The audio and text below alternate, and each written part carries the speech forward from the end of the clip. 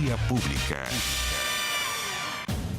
Las 11 de la noche en punto, les damos la bienvenida a Vía Pública, jornada de día martes, al igual que la jornada del lunes, estuvo muy marcada por algunas aristas del caso Procultura, reflexiones políticas y mucho debate en esta jornada, tanto de parlamentarios como también intercambio de opiniones entre algunos ministros de Estado. Pero vamos a lo que quizás marcó la mañana, al comienzo de esta jornada. El psiquiatra Alberto Larraín decidió romper su autoimpuesto silencio tras los cuestionamientos en su contra, luego de los últimos antecedentes conocidos en el marco de la investigación por el caso denominado Procultura. Larraín descartó, por ejemplo, que la fundación que él encabezaba haya financiado la campaña presidencial de Gabriel Boric, así como la de cualquier otro candidato. A través de una declaración pública, Larraín aseguró que no hubo financiamiento político desde Procultura, asegurando además que desde el estallido del caso Fundaciones se intentó cuestionar su vínculo como asesor ad honorem del entonces diputado Gabriel Boric en materias de salud mental, pese a que ese trabajo incluyó a parlamentarios de diversas tendencias políticas y fue siempre de carácter voluntario. Además, puntualiza que varios proyectos hoy investigados fueron promovidos bajo la administración del expresidente de la República, Sebastián Piñera. Por su parte, en declaraciones a Radio Infinita, el ministro de Justicia, Jaime Gajardo, se desmarcó de las acusaciones del Frente Amplio en torno a la supuesta existencia de un espionaje político tras las filtraciones en el caso Procultura. Otro de los focos de investigación está en la región metropolitana y el programa del GORE, llamado Quédate, que contaba con un presupuesto de 1.600 millones de pesos, dinero que no fue rendido en su totalidad y que originó una querella del gobernador Claudio Orrego. Informe Especial tuvo acceso a los testimonios que constan en la carpeta investigativa de este caso. Allí se menciona, por ejemplo, que bajo la administración de Orrego, funcionarios de Procultura habrían sido incorporados al gobierno regional, pero con sus salarios cubiertos por la fundación de Alberto Larraín. Bueno, está bien confuso el tema político, bastante enmarañado este caso, con muchas aristas, con las filtraciones que son tan cuestionadas, pero que han dado luces de lo que se está investigando y las aristas que está teniendo también el caso Procultura. Como siempre, cada martes estamos con nuestro panel. Nos acompaña ya a esta hora Nerea Palma, investigadora del Centro de Estudios del Conflicto y Cohesión Social, el COES. Bienvenida, Nerea. Gracias por estar acá. ¿Qué tal? Buenas noches. En una noche muy contenta. Muy azul la noche. Muy azul, sí. Muy feliz. Y le damos la bienvenida también a Rodrigo Arellano, vicedecano de la Facultad de Gobierno de la Universidad del Desarrollo. Gracias por estar aquí. Felicitaciones. Yo envidio estar en Libertad. Qué torneo más lindo a nivel sudamericano. Sí. Bueno, aquí vienes con el traje azul justamente por lo mismo.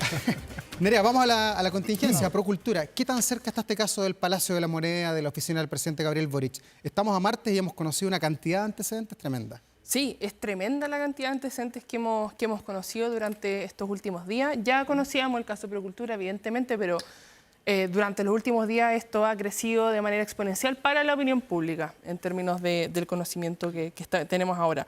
Ahora bien, con respecto al Ejecutivo, me parece que una de las cosas importantes a remarcar es la distancia que tomó el Ejecutivo respecto a la declaración del partido Frente Amplio.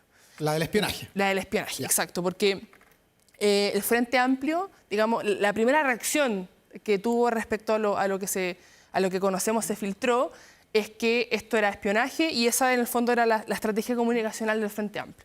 Por su parte, el Ejecutivo se desmarcó, ¿cierto? Y no solamente el Ejecutivo, sino que Gonzalo Winter también ayer se desmarcó de lo que indicaba, digamos, su partido político, diciendo que las instituciones, en el caso del Ejecutivo, las instituciones tienen que funcionar y por lo tanto hay que esperar si es que hay algún fallo o hay algún antecedente. Y eso me parece relevante por dos cosas. Uno, porque me parece que el foco debiese estar en la gravedad de las acusaciones y que si es que hay evidencia suficiente o no para acreditarla. Y en segundo lugar, y también relevante para descomprimir al sector, en el sentido de que nosotros, entendiendo que esto es lo que puede pensar el sector, no tenemos que enredarnos con declaraciones y tener algún fallo que sea no forzado, que el gobierno ha tenido montones durante el último tiempo y durante los 4 años de gobierno, y además darle la oportunidad a, digamos, pasarle la pelota al Poder Judicial y no enredarse no solamente en declaraciones, sino que además intentando justificar algo que a todas luces pareciera que no hay evidencia suficiente para poder acreditarlo, pero que no la tengamos hoy día no significa que no la podamos tener mañana y por lo tanto cualquier cosa que se diga hoy día semanas después, meses después, se va a leer a la luz de las declaraciones que se hicieron intentando defender la situación. Rodrigo, ¿se ha podido blindar bien la moneda de este caso con la estrategia que ha diseñado por lo menos en estos primeros días o no? Yo creo que hay una grieta, que justamente lo que dice Nerea, que parte fundamental del gobierno, el Frente Amplio, no ha seguido la lógica que se ha seguido el presidente. Y en eso tiene razón Nerea, hay una distancia entre lo que dijo el presidente en China y lo que ha dicho el Frente Amplio, o parte importante del Frente Amplio. Claro, porque se está quedando sola esa declaración. O sea, el senador Latorre, hoy día un par de parlamentarios, nadie comparte al final lo que del se día dijo. yo creo que se están dando cuenta que fue una estrategia equivocada, porque lo hicieron el fin de semana, el día sábado, una declaración pública firmada por la directiva del Frente Amplio en que acusaban a la Fiscalía de espionaje político, que yo encuentro una acusación bastante grave. Y a la vuelta de la esquina el presidente dice, no, aquí no hay acusación, no hay una persecución política, aquí hay una investigación por un tema muy complejo y que las instituciones funcionen y caiga quien caiga. Yo me quedo con esas tres cosas. Una investigación, escenario muy complejo y caiga quien caiga. Creo que esa es la lógica, pero todavía cuesta ordenarse. Hoy tuvieron una reunión de los presidentes de partido el día lunes, dirigida por el ministro Álvaro Elizalde, pero a la salida de esta reunión, finalmente igual el Frente Amplio vuelve a insistir en que aquí hay una persecución de carácter política. Muy complejo, creo que es un tema muy complejo porque tiene muchas aristas y día a día nos enteramos de más antecedentes, entonces el análisis se hace muy complejo para los que nos gusta entender todo. Hay una arista política que es muy relevante, cómo va a impactar esto en las distintas dimensiones de la política, en la confianza de las personas en las instituciones, en los procesos electorales que vienen, cómo va a impactar en la primaria, cómo va a impactar en la elección de noviembre, cuál va a ser el rol que en definitiva, o si va a beneficiarse en algo la oposición con esto. Después hay una arista judicial en que el fiscal Patricio Cooper está liderando una investigación, no con pocas complicaciones, de hecho recordemos que el fiscal Patricio Cooper está tratando de ser por parte justamente de que están involucrados en otra investigación, que es la arista de Sierra Bella, tratar de removerlo del cargo. Entonces, hay una arista judicial que ha ido avanzando y que además nosotros día a día nos vamos enterando de nuevos antecedentes. Pero hay también un cambio en las vocerías, por lo menos en lo que tiene que ver con el fiscal Patricio Cooper, de que yo, por lo menos la gente que entrevisto permanentemente, a todos les pregunto, ¿usted respalda el actuar del fiscal Cooper? Y cada vez estoy encontrando más respaldo de personas que antes decían, no, el fiscal lo está haciendo mal, el fiscal no debió haber hecho esto, no debió haber pedido pinchar el teléfono. No sé cómo lo ven ustedes. Había a partir de lo que dijo el presidente Boric, mayor libertad para el Ministerio Público para hacer y deshacer hasta que caiga quien caiga. Y eso es tremendamente relevante porque quizá lo que uno podría temer que ocurra es una presión justamente al fiscal y en general a la Fiscalía para que no se siga, digamos, insistiendo, por ejemplo, en algo que obviamente ya, se podría hacer, pero no se puede pinchar el teléfono hacia atrás en el tiempo, pero en el fondo que la Fiscalía tenga la libertad o sienta, quizás más importante, perciba esa libertad para seguir insistiendo en, de nuevo remarco lo que dije anteriormente, quizá hoy día con los antecedentes que se tienen, porque de momento el antecedente que se tiene para vincular Procultura y Alberto Larraín con el financiamiento de la campaña de Gabriel Boric es, digamos, lo que dijo Lucía con respecto a que Alberto Larraín le habría dicho que no le iban a pagar el servicio de ella y de su empresa porque ese dinero se gastó en la campaña de Gabriel Boric. Esa declaración, digamos, sería el sustento para el fiscal Cooper para pedir pinchar el teléfono de Gabriel Boric, y el cual fue rechazado 2 veces. Si es que ese es el único antecedente que existe hoy día, evidentemente que no es suficiente para ni siquiera para poder decir, bueno, tenemos evidencia para vincular la campaña con el dinero de Procultura. Ahora bien, insisto en esto, que no tengamos evidencia hoy día no significa, porque vamos a seguir conociendo más antecedentes de Procultura, que pueda aparecer alguna evidencia mañana o no, o quizás una evidencia que refute esa hipótesis que tenía el fiscal Cooper. Entonces me parece que no solamente el Frente Amplio tiene que ser cuidadoso, no solamente el Ejecutivo tiene que ser cuidadoso, sino que también la oposición. Porque la oposición también ha tenido, evidentemente, ante un caso o una acusación tan relevante como esta, ha tenido el rol de decir que, por ejemplo, el Frente Amplio es un cartel.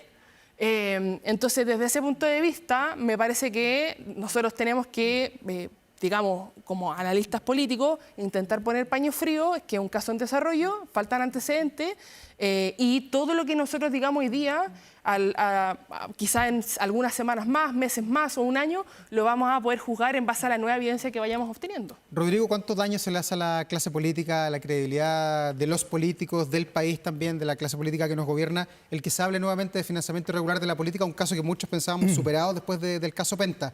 Que ahora haya, aunque sea una sombra, no sé si solamente la escucha que decía Nerea, pero probablemente hay más antecedentes, porque el fiscal Cooper lo puso en un papel escrito en el cual le pidió a un juez pinchar un teléfono porque tenía antecedentes de que podía haber algo que no estaba bajo el marco de la ley. Yo creo que es brutal, o sea, el daño institucional en este caso, a la clase política. Tradicionalmente este tipo de casos, cuando son tan de la magnitud de lo que estamos viendo, independiente que está acotado con un sector, tiende... irradia a toda la política.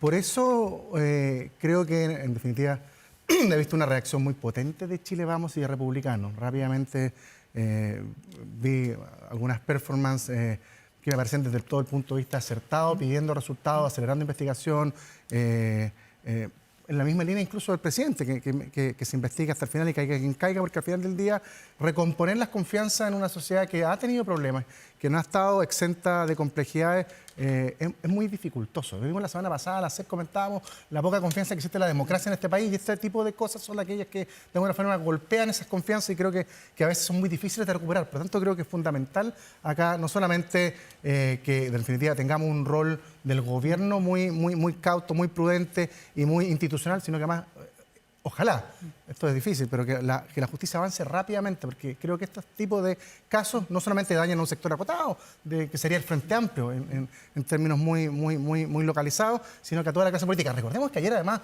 un tribunal en el norte del país, o sea, estamos hablando de Procultura, pero en el norte del país dejó con prisión, sí, ya vamos a hablar de aquello, con arresto domiciliario total a una expresidenta de un partido del Frente Amplio, justamente por un caso muy similar al de Procultura. De hecho, fue la causa madre de esto. Entonces, y en este caso, en Procultura, pensando en una piedra en el zapato, ¿qué tan grande es esta piedra y cuánto puede impactar en lo que le queda al gobierno del presidente Gabriel Boric? No solamente las elecciones de aquí al 11 de marzo del 2026, ¿va a tener un impacto en su gobierno? ¿Va a aparecer esto como un lastre pensando en que estamos conociendo las filtraciones, pero probablemente vienen las formalizaciones que van a ser incluso mayores porque vamos a tener más antecedentes sobre el hecho? Sí, o sea, dos cosas, ¿cierto? O sea, primero es cómo esto va a mermar el legado que puede tener el Frente Amplio y en general el gobierno respecto de la presidencia de Gabriel Boric. En segundo lugar, y por lo tanto no menos relevante en ese sentido, también lo que está en juego es no solamente la credibilidad de las instituciones políticas, sino que además qué tipo de institucionalidad política vamos a tener nosotros. Una institucionalidad, unas instituciones políticas que en el fondo lo que buscan es resolver los problemas que puede tener, digamos, estas acusaciones tan relevantes, pueden avanzar lo suficientemente rápido, no solamente para que este caso, ojalá no sigamos conociendo filtraciones que son sensibles, y que en realidad la justicia, y bueno, no solamente en este caso, el caso Hermosilla también, que la justicia no se sienta con la presión de la opinión pública, por ejemplo, para tener que actuar, sino que en realidad los casos deriven en formalizaciones que a todas luces los antecedentes que tenemos no deberíamos conocerlos. O sea, en el fondo, esto no hay que olvidar que son productos de filtraciones. Claro. Y las filtraciones en realidad vienen siendo una constante. De años y de todos los casos y le ha tocado a todos. Exactamente. O sea, sí. Entonces, eso es lo complicado. Y lo tercero es que, como estamos en año de elección, es importante recalcar que existe la tentación de ocupar este caso como un elemento de campaña, lo cual me parece súper peligroso y comparto esta opinión con otras voces, como por ejemplo Pepe Out, que es peligroso ocupar esto como un elemento de campaña política pensando en que hay otros sectores que también tienen tejado de vidrio. O sea, no solamente, por ejemplo, estoy pensando en la oposición, sino que dentro de la primaria de la izquierda, o sea, los ex partidos de la Concertación también tendrían dificultades para, digamos, criticar de manera muy severa lo que está ocurriendo, siendo que también se han visto involucrados en otros casos. Entonces, en general, me parece que la mejor respuesta es la del Ejecutivo, en dejar que las instituciones funcionen, porque en realidad ese tipo de respuesta me parece que va mucho más en la línea de repararle el daño a las instituciones políticas que disparar para todos lados y que se vayan todos, que no quede ni uno solo. Rodrigo, ¿qué tiene que hacer el gobierno en este año, sobre todo que es el año del pato cojo, el último año, para que esto no sea lo que marque el derrotero del presidente Boric? Es muy difícil, pero yo creo que lo que está haciendo, o sea, la estructura de control que ha establecido el ministro Elizalde y el presidente de alguna forma desmarcarse del Frente Amplio, darle legitimidad a la investigación, entender que es un proceso judicial que hay que dejarlo que avance y no de alguna forma torpedearlo y entregarle confianza al trabajo de los tribunales y del Ministerio Público, creo que es la lógica que debiese tomar el gobierno para de alguna forma desmarcarse de de cuando tú empiezas a contradecir, enfrentarte o a desdecirte de las cosas, se enreda más. Yo veo muy enredado el desarrollo de este gobierno por tres cosas. Primero, que este gobierno, en el fondo, a diferencia quizás de la concertación, accedió al poder con tres grandes promesas. Uno, un cambio profundo institucional, que fracasó, que se cayó el 4 de septiembre, después con el primer proceso constitucional, no había un cambio profundo en ninguna de las instituciones políticas del país, a nivel de pensiones, tributarias, ninguno de ellos. Después, un gobierno feminista, que se desmoronó con el caso Monsalve.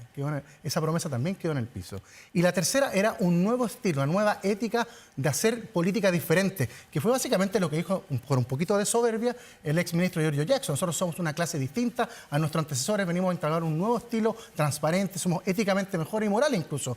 Y esto de alguna otra forma golpea los cimientos de ese otro pilar y lo deja en el piso. Entonces yo veo muy compleja la situación del gobierno para seguir avanzando. Ahora, más compleja que lo que está ahora, y por eso digo que tiene una característica política particular, porque por distintas razones hoy el gobierno vive su minuto de mayor flaqueza a nivel de aprobación ciudadana, tanto en CADEM como en la CEP le dan el peor resultado de aprobación al presidente Boric, y esto vamos a ver cómo influye en la ciudadanía, si sigue cayendo el presidente Boric, si va a influir en la participación en la primaria, si gente que era muy cercana hasta dice, ¿saben qué? Son los mismos de siempre, no participo. Y eso va a impactar finalmente en la elección de noviembre y quién se va a ver beneficiado de dicha, en el fondo, abstinencia o también oposición. Uno dice ya, es que no voto por ello, voy a votar por el otro, aunque no me gusta el otro, porque esto lo están haciendo muy por rabia. Oye, y bueno, aquí en este caso hay que decir que del Frente Amplio no hay nadie imputado todavía. Es lo que viene probablemente de aquí en adelante, de acuerdo a la investigación. En este caso. Por eso me quería irme ahora al caso de Democracia Viva, donde no solo hay imputados, sino que hay formalizado y hay gente presa, como la ex diputada Catalina Pérez. ¿Qué impacto tiene esa detención de que una diputada de la República, expresidenta del Frente Amplio, expresidenta de la Cámara de Diputados, cercana, uno la ve en la relación al tiro con el Frente Amplio, esté detenida hoy? ¿Qué implicancia tiene en la campaña, por ejemplo, de Gonzalo Vinter?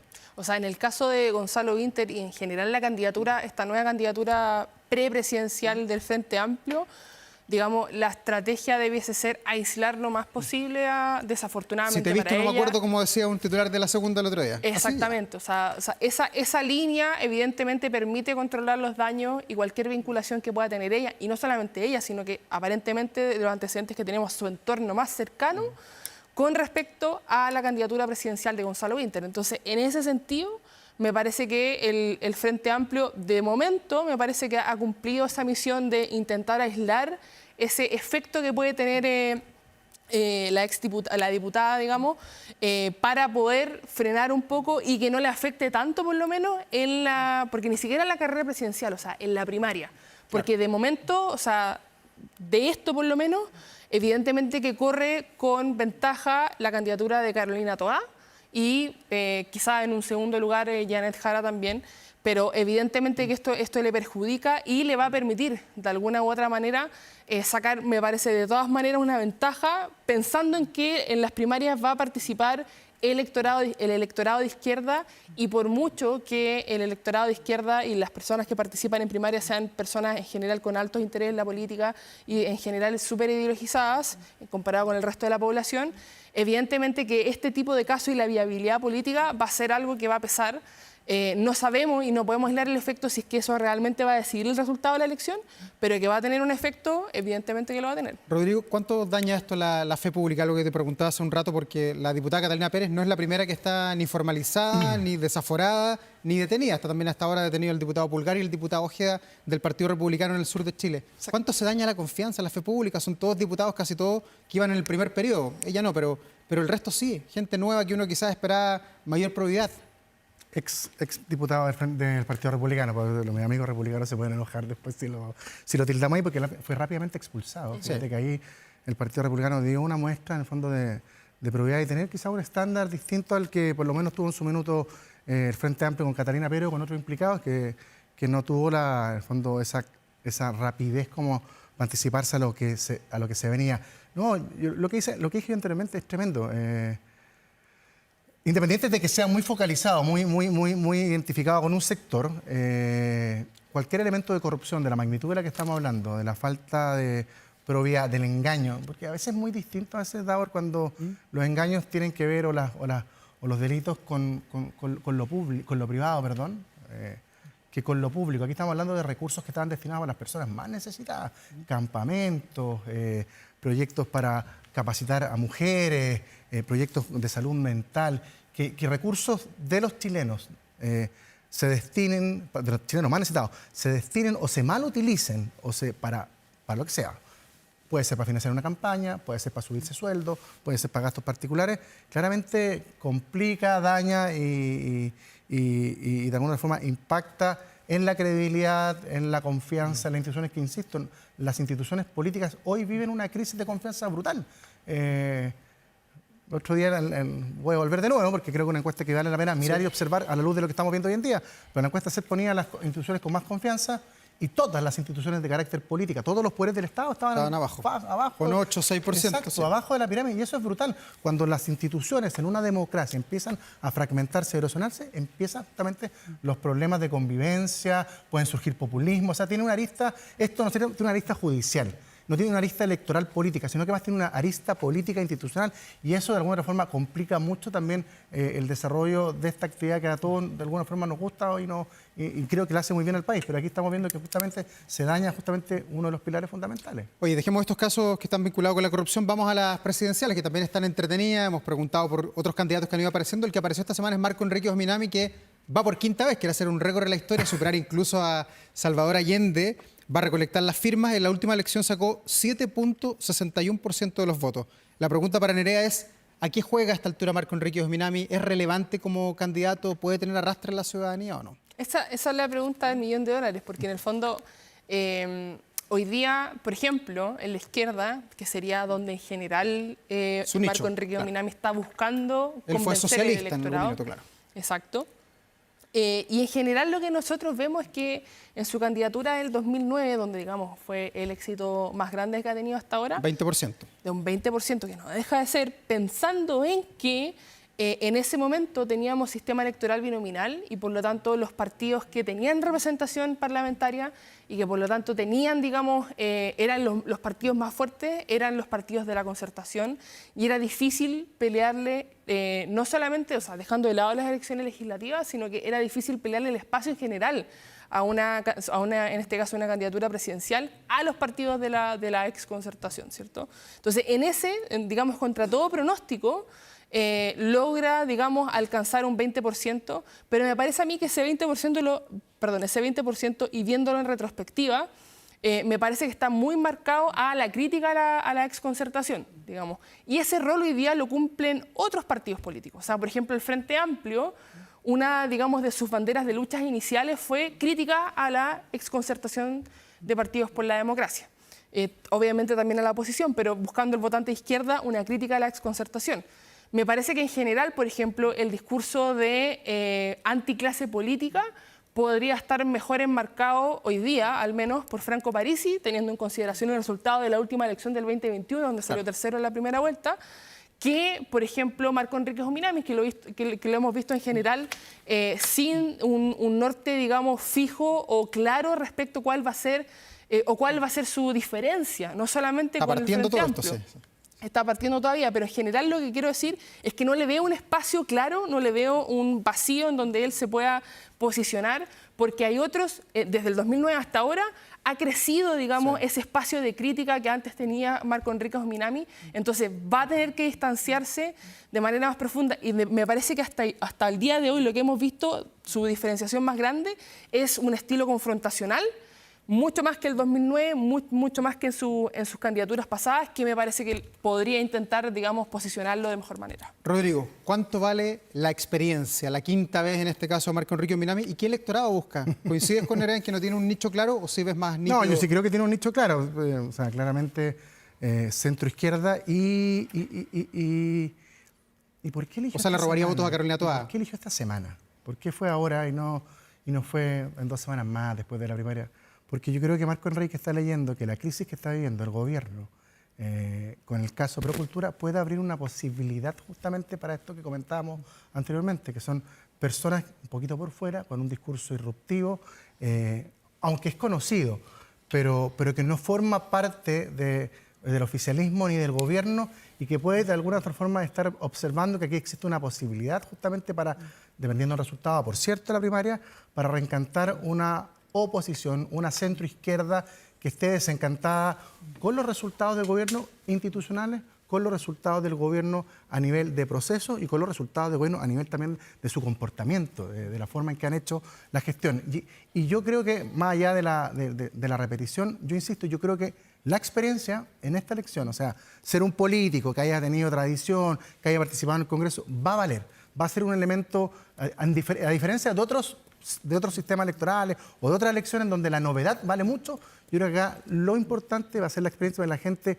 Va a contrastar un gobierno que llegó de alguna forma a aprender a la moneda, que así la verdad que fue, y lo han dicho varias personas, no lo digo yo, a un gobierno que viene con equipo, con seriedad y con un poquito de mochila de experiencia. Y aunque Marco Enríquez no haya sido de alguna forma presidente, sí tiene ese bagaje político que lo hace. Yo creo que, de hecho, olfatear el minuto para lanzar su candidatura, aprovechando una coyuntura de crisis profunda que está viviendo sobre todo el conglomerado de los partidos del oficialismo. Se nos va el tiempo, pero no puedo dejar de preguntarles por la merluza, toda la discusión que había en torno a la ley de fraccionamiento pesquero, con este ítem que quedó allí marcado por el error del subsecretario, que fue sincerado además por el ministro Grau.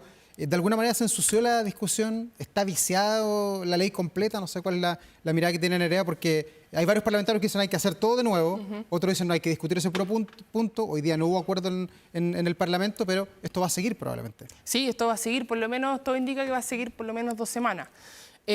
Ahora, lo que me parece relevante de recalcar es, uno, ¿cierto?, reconocer el error, ¿cierto? Reconocer el error y decir los datos no estaban actualizados, que en el fondo eso fue lo que dijo tanto el subsecretario hoy día, Salas, como también el ministro. O sea, eso en primer lugar. En segundo lugar, me parece que es súper importante intentar analizar, obviamente uno no está dentro de la cabeza del subsecretario, del ministro, pero intentar analizar qué indicio tenemos nosotros que este error haya sido de mala fe o de buena fe. Con dolo o sin dolo. Exactamente. Ellos dicen que fue sin dolo. Exacto. Y yo en general, por lo menos lo que yo encuentro, dada los antecedentes que tenemos, es que para mí es difícil de creer que haya sido con mala intención. ¿Por qué?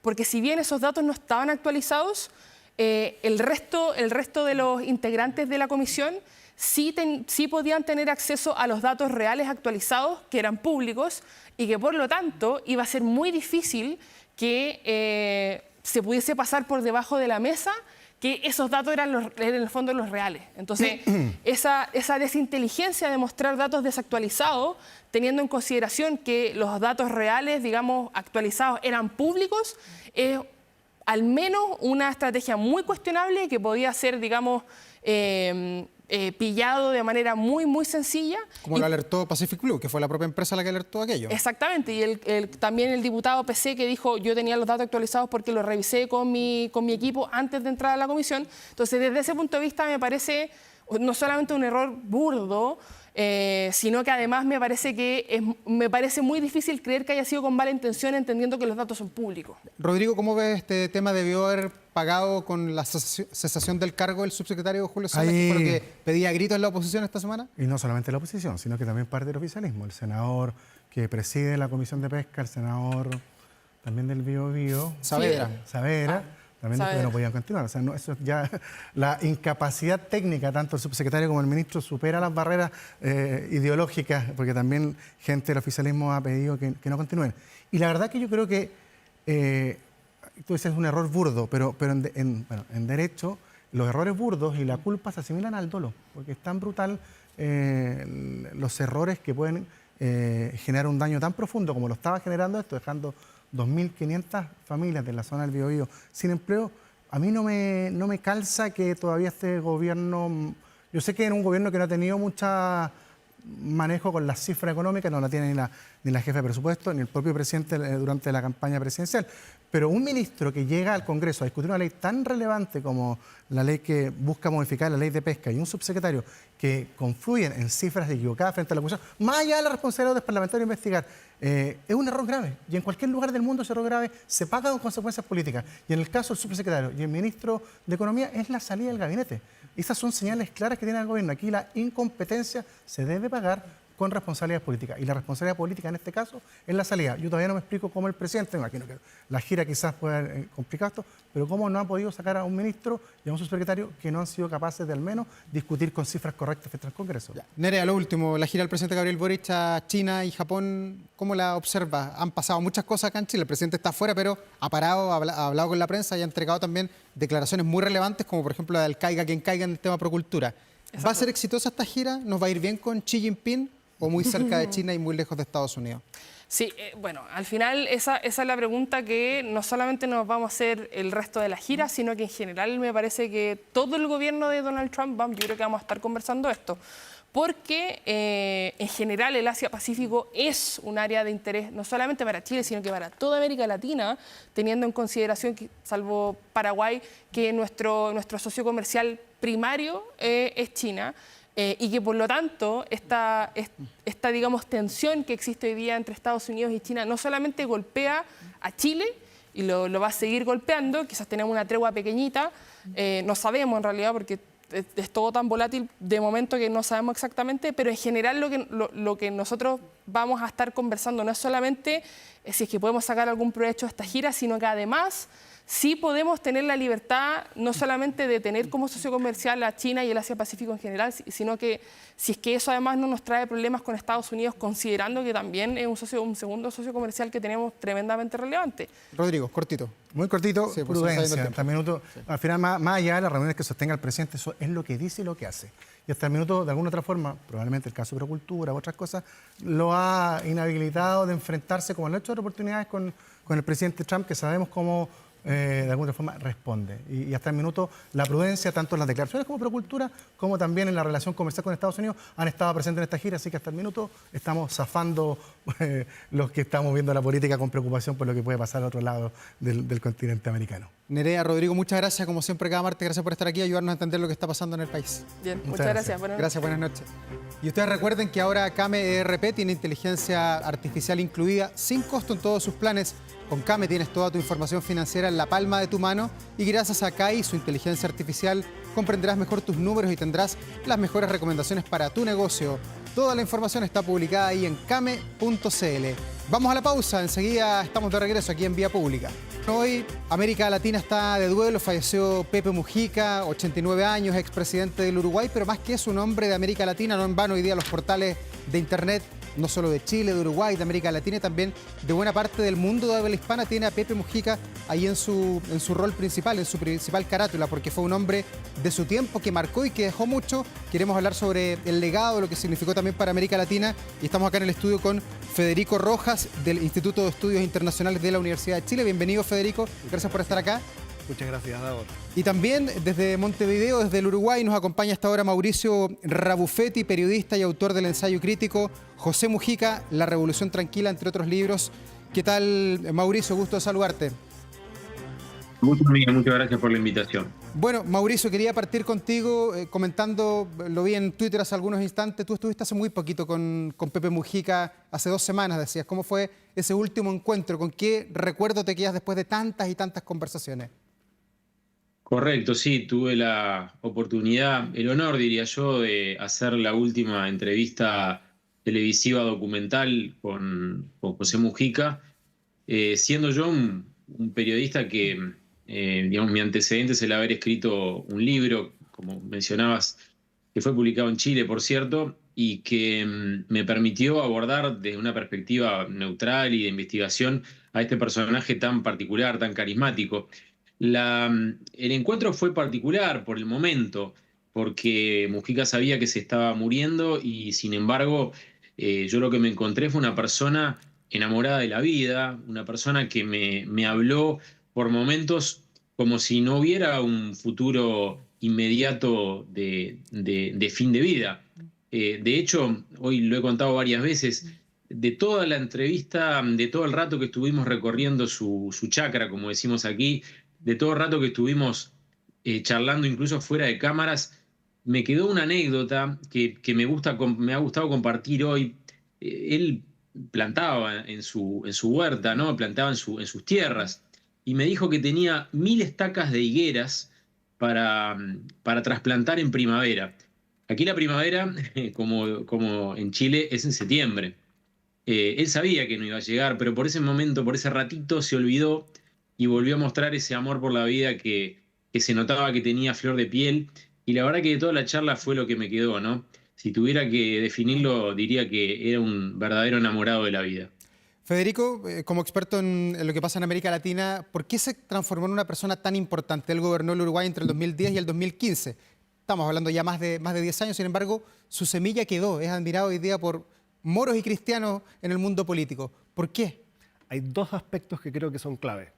Además de ser un líder político, en un momento de desorientación, creo que Pepe Mujica también ocupó un espacio de líder moral o un líder social que excede a lo político.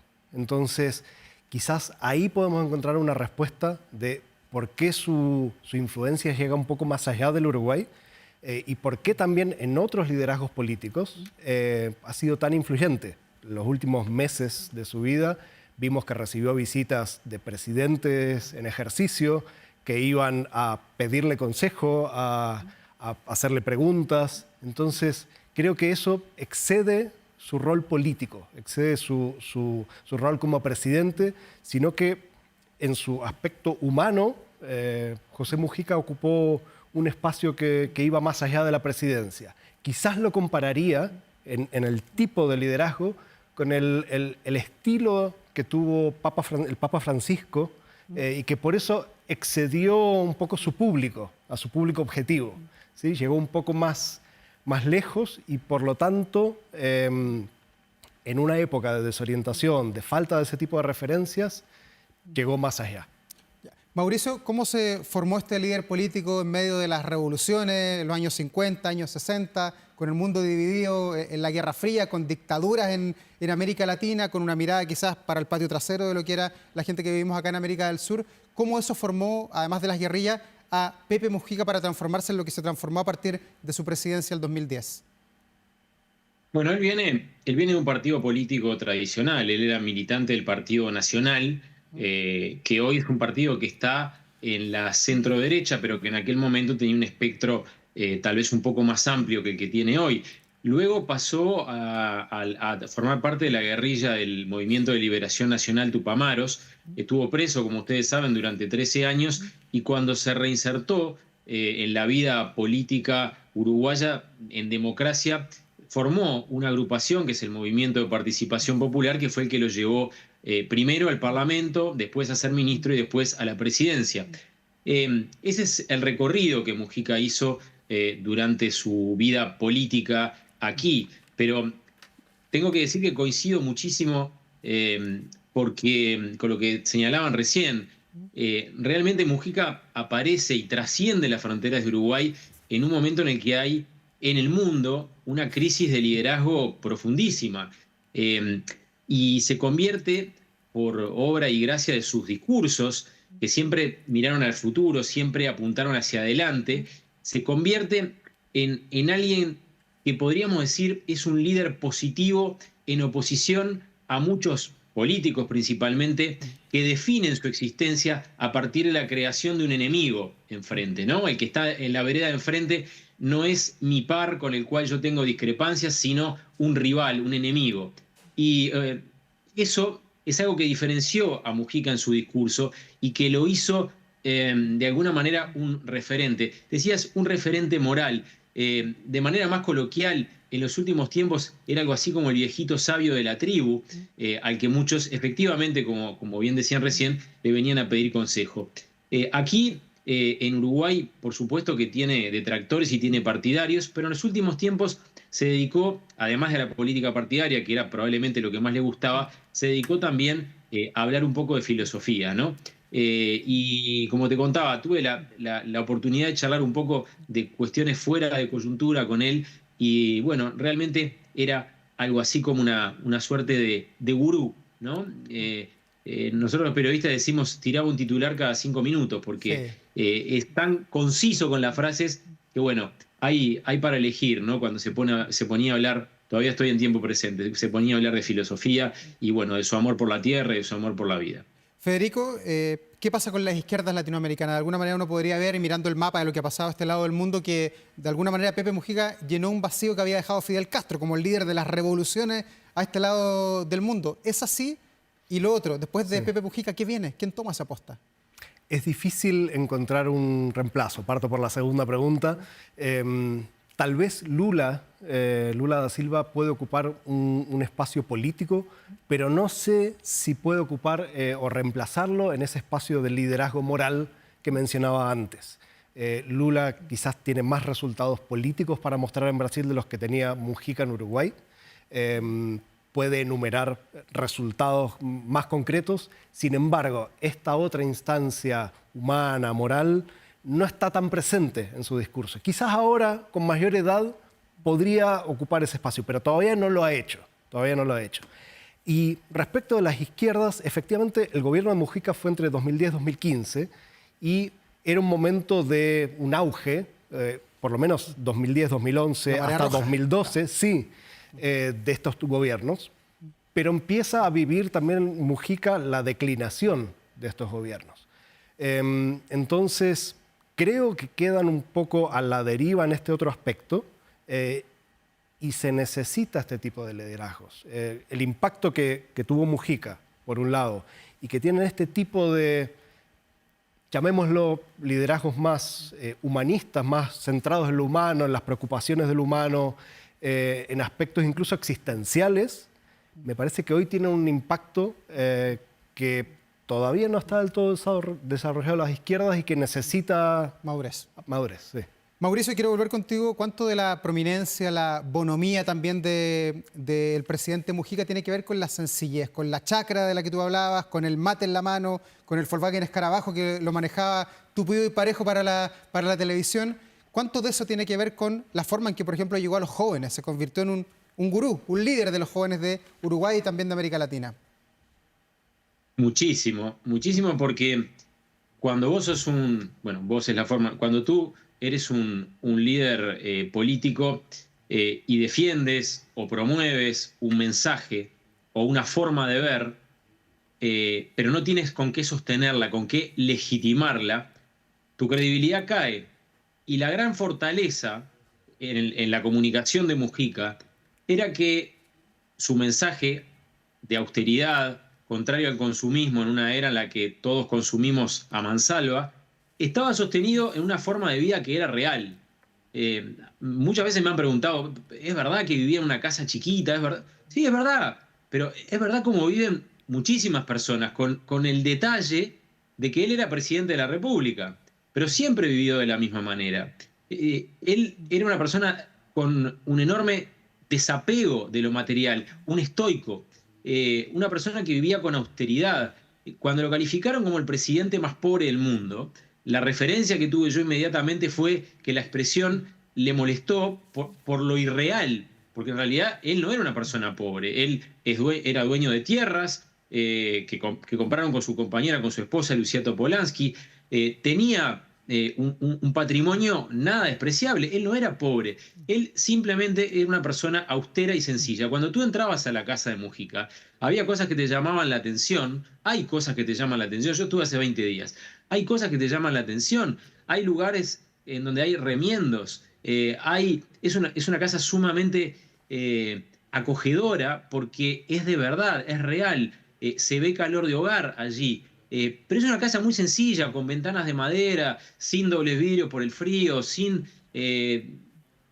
lujos, porque era una persona que no lo necesitaba. Y como no lo necesitaba, vivía de manera austera y sencilla, y eso le permitía sostener ese mensaje que tanto caló en los jóvenes y en los no tan jóvenes, ¿no? Porque el fenómeno del consumismo no es únicamente una cuestión de edad, creo que es transversal a todas las franjas etarias y eso ocurre en todas las sociedades. Pienso que por ese lado viene la fascinación también que generaba el hecho de que un presidente viviera así.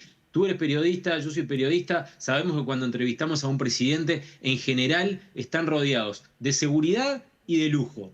Eso es lo que ocurre cuando entrevistamos a un presidente. Bueno, en Uruguay un presidente o un expresidente pueden caminar por la calle sin ningún problema, la seguridad realmente no la necesitan. Y él decidió que el lujo no era para él, como otros presidentes uruguayos que también decidieron lo mismo. Lo que pasa es que en el concierto político mundial era una excepción en ese sentido. No le importaba demasiado cómo iba vestido, no le importaba demasiado cómo lo vieran, y era parte del mensaje que quería instalar y que logró instalar. Sí, Federico, quería volver a la relación de Mujica con Chile. Vino muchas veces, yo lo vi muchas veces en la calle, era como un imán cuando pasaba, la gente se volvía loca en el centro de Santiago. ¿Cómo hizo para ser tan transversal, para ser amigo de Gabriel Boric, pero también de Michelle Bachelet, para tener cercanía con Ricardo Lagos, pero también con Sebastián Piñera, siendo de derecha? Y quiero citar una frase de las tantas que dijo de Piñera. Decía, no es tan de derecha, no es facho, es un capitalista conservador. Me siento cómodo conversando con él. ¿Cómo lograba eso el presidente Mujica? Mujica tenía una transversalidad que no era tan común en su sector. Quizás sí Son lo más es. duros, claro. Quizás sí lo es en Uruguay, que tiene una cultura política mucho más dialogante de la que estamos acostumbrados en otros países de Sudamérica, por lo menos. Pero él en particular tenía una apertura que creo que era destacable. Podía relacionarse con diferentes sectores a partir de temas concretos y de necesidades concretas. Yo escuché varios diálogos respecto de las últimas visitas que recibió de presidentes, y sus diálogos iban a políticas concretas, a propuestas específicas, más que a grandes deliberaciones. Entonces creo que a partir de eso, de las necesidades concretas de personas realmente existentes, lograba comunicarse con personajes que quizás ideológicamente no estaban tan cerca. Y sí comparto con esa idea de que en su sabiduría vio también el fracaso de ciertas rigideces ideológicas de un momento anterior, y esa reflexión lo llevó por necesidad a una mayor apertura, ¿sí? a un diálogo con otras figuras que no siempre se da. Claro, en un país como Chile y Uruguay, que tienen muy buena relación, que no son fronterizos, incluso en dictadura hubo muy buena relación entre Bordaberry y Pinochet, de ahí para adelante prácticamente con todos los presidentes ha habido sintonía. Pero Mauricio, quería preguntarte por la gestión de José Mujica como presidente. ¿La marihuana quizás fue lo más mediático, la legalización de la marihuana fue lo más popular? No sé si fue bueno o malo finalmente, cada uno tendrá sus conclusiones, pero ¿fue eso lo que lo llevó al cenit quizás de sus políticas públicas? Fue el disparador de esa fama mundial. Cuando se aprueba aquí la regulación del mercado de la marihuana, yo no te puedo contar lo que fue el desfile de medios internacionales que venían a retratar a Uruguay, básicamente, ¿no? Este país de territorio pequeño, pero de grandes logros, que estaba innovando en materia de combate al narcotráfico, porque así presentó José Mujica esa idea, que no era suya, era de su sector político, era de uno de sus allegados, pero que él impulsó. Después hubo otras decisiones que también lo encumbraron. Por ejemplo, el reponer en el cuerpo legal uruguayo el aborto por la sola voluntad de la mujer, que ya había existido en los años 30 en Uruguay, y durante su gobierno volvió a aprobarse. El matrimonio igualitario. Uruguay redefinió el matrimonio como la unión entre personas y no como una unión entre hombre y mujer. Por lo tanto, aquí existe el matrimonio entre personas del mismo sexo. Luego se sumaron otras cosas: el aceptar que vinieran refugiados de la guerra civil en Siria, el proponerle a Barack Obama recibir a expresos de la cárcel de Guantánamo. Hubo una serie de decisiones que tomó y una serie de discursos que dio que en definitiva terminaron encumbrándolo. Y yo creo que el cenit de su popularidad como presidente entre 2010 y 2015 se dio allá por fines del año 2014, cuando ya llegando al final de su presidencia, lo que hacía o lo que era más importante que lo que decía. Como presidente, para responder a tu pregunta, tuvo esos éxitos, digamos, o esas leyes que para algunos son exitosas, para otros no están de acuerdo, pero esto es una democracia, entonces, en definitiva, una democracia representativa. Y tuvo fracasos también. Tuvo fracasos importantísimos, porque, por ejemplo, su principal promesa cuando asumió fue la de una reforma educativa largamente esperada, muy ansiada por los uruguayos, y él, a pesar de tener los apoyos políticos, fracasó en realizarla. ¿Mauricio? Esto fue algo que me lo dijo a mí personalmente. Él fracasó en reformar la educación. Como todos los presidentes, como todos los que hacen, tienen éxitos y tienen fracasos, tienen aciertos y tienen errores, y Mujica en eso no fue una excepción. Mauricio, tú hablabas de matrimonio. ¿Cuánto en la formación de este corajudo animal político influyó su mujer Lucía Topolansky? Bueno, él siempre dijo que era su gran soporte, ¿no?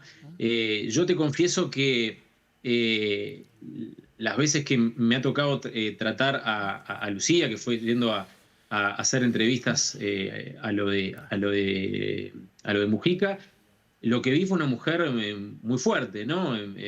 Con conceptos muy arraigados y muy fuertes.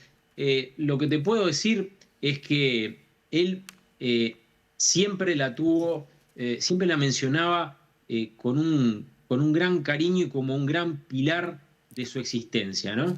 Y creo que se nota, fueron pareja durante prácticamente 40 años después de la dictadura, pero fue una relación que comenzó antes de la dictadura, que comenzó en plena guerrilla, que comenzó en el fragor de la guerrilla aquí en Uruguay. Y a pesar de la separación, de la distancia que impusieron los barrotes, que impuso la cárcel, fue una relación que se mantuvo con el paso del tiempo y a pesar de esa separación física. Y bueno, hoy le tocó irse primero a Pepe, que tiene 10 años más que Lucía. Mauricio Rubafetti, muchas gracias por compartir tus experiencias hasta ahora, sobre todo para una figura que es de ustedes, de los uruguayos, pero que también ha sido muy relevante en la política de América Latina y también se mira con mucha admiración acá en nuestro país. Te mando un gran abrazo desde Santiago de Chile. Yo les agradezco mucho y un abrazo para ti y para tu ciudad de Punta Arenas, que me gusta mucho. Muchas gracias por el cariño. Que te vaya muy bien. Buenas noches. Buenas noches. Federico, lo último. El presidente Mujica, ¿cuánto dejó sembrado hacia adelante? Dentro de No su en la legado. chacra, en su legado, digo, el legado político. Dentro de su legado, creo que lo principal que encontramos es el impulso o un nuevo intento de impulso a la cooperación y la integración en Sudamérica y en América Latina en un sentido más amplio. Sé por primeras fuentes que ha sido algo que conversó con varios de los presidentes que lo fueron a visitar y sé que así como fue parte de su historia y su trayectoria política, él quería que eso se continúe. Claramente estamos en un momento muy complejo para la cooperación y la integración, tenemos una fuerte fragmentación y polarización en la región, pero justamente frente a amenazas como el crimen organizado transnacional, frente a las crisis o el cambio climático, es más necesario que nunca esa agenda de cooperación y de integración. Creo que ahí está, en ese corazón que excede a Uruguay y que es o sudamericano o latinoamericano, está parte de su legado y de su recuerdo. Federico, muchas gracias por ayudarnos a aquilatar esta figura de este tremendo león social, político, que es tan relevante para muchos países a lo largo de la historia. No todos trascienden. Mujica lo logró. Muchas gracias. Buenas noches. Y nosotros vamos a la pausa y estamos de vuelta con más aquí en Vía Pública, en Canal 24 Horas. 11 de la noche con 57 minutos, martes 13. A algunos les da miedo, temor, martes 13, no te cases ni te embarques. Supersticiones nomás. Hay que seguir adelante, hay que seguir la vida como lo siguió hoy la U, Universidad de Chile, jugando un partido muy relevante por Copa Libertadores. ¿Cómo le fue a la U? Bueno, veamos de inmediato nuestro portal 24horas.cl, que está lleno de noticias, pero en los titulares está esta noticia que es buena para el país, porque la U goleó a Carabobo y así quedó la tabla de posiciones de la Copa Libertadores. La U ganó nada menos que 4-0, un partido importante. Charles Arangui fue uno de los jugadores relevantes del Chuncho esta noche. Los azules, dice el portal, lograron hacerse fuertes de local y quedar al borde de la clasificación a la siguiente ronda del torneo. Depende de lo que pase mañana con Estudiantes, con Botafogo, para ver cómo queda armado este grupo, pero todo indica que la U debería seguir adelante en la siempre apetecida Copa Libertadores de América, que ha sido tan esquiva para los equipos chilenos. Santiago, veamos cómo está. Hoy día en la mañana, me levanté muy temprano, había una neblina, no se veía absolutamente nada en gran parte de la capital, se repetía el escenario en el sector oriente y poniente de nuestra capital, pero luego disipó, apareció algo de sol, muy tibio en la tarde. Mañana miércoles ya va a estar más presente con 19 grados y hacia el fin de semana no hay lluvia, pero va a estar bien nublada la capital en estos días de otoño, muy pero muy otoñales. Falta todavía la gran lluvia de otoño, porque la que tuvimos la semana pasada, la verdad, es que dejó un par de milímetros, fue cuantiosa, pero no es la gran lluvia, por supuesto, que uno espera en este tránsito hacia el mes invernal, que lo vamos a vivir por ahí por junio y también en julio. Este martes 13 de mayo, Stevie Wonder celebra 75 años. Niño prodigio, activista, pionero del uso de sintetizadores y uno de los nombres esenciales del sello Motown. Wonder ha vendido más de 100 millones de discos, lo repito, 100 millones de discos. Ha ganado 25 premios Grammy y un Oscar por su clásico de la película La chica de roja, I Just Called to Say I Love You. Ciego desde las primeras semanas de vida debido a una retinopatía causada por una incubadora con exceso de oxígeno, Wonder encontró en la música un universo de expresión. La revista Rolling Stone, de hecho, lo incluyó con 4 álbumes en su lista de los 500 mejores de la historia y en el año 2008 lo nombró como uno de los 10 mejores cantantes de todos los tiempos. ¿Qué voz tiene? Una voz privilegiada con la que despedimos este Vía Pública. Por supuesto, nos reencontramos mañana. Que tengan un reponedor descanso. Buenas noches.